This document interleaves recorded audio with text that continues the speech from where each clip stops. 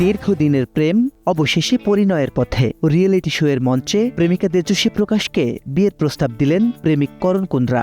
তবে ভক্তরা কল্পনাও করেননি তাদের চোখের সামনেই ঘটবে পুরো ঘটনা।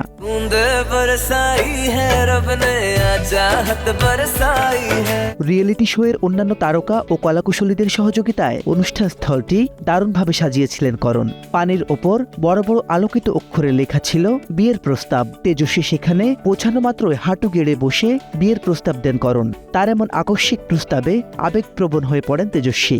আনন্দের অশ্রু ধরে রাখতে না পেরে সম্পর্কের শুরুর দিনগুলোর কথা মনে করেন তিনি।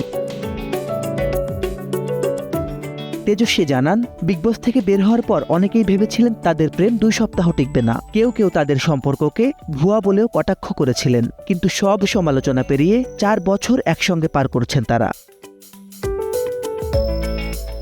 অন্যদিকে করণও স্বীকার করেন, তেজস্বী তার জীবনে আসার পর ভালোবাসা ও সম্পর্কের প্রতি দৃষ্টিভঙ্গি পুরোপুরি বদলে গেছে। বর্তমানে এই জুটি একসঙ্গে জনপ্রিয় কমেডি শো লাফটার শেফেও অংশ নিচ্ছেন। ইতিমধ্যে তাদের বাগদানের ভিডিওটি ছড়িয়ে পড়েছে নেট দুনিয়ায়। এরপর থেকেই ভক্তদের শুভেচ্ছার জোয়ারে ভাসছেন এই জুটি।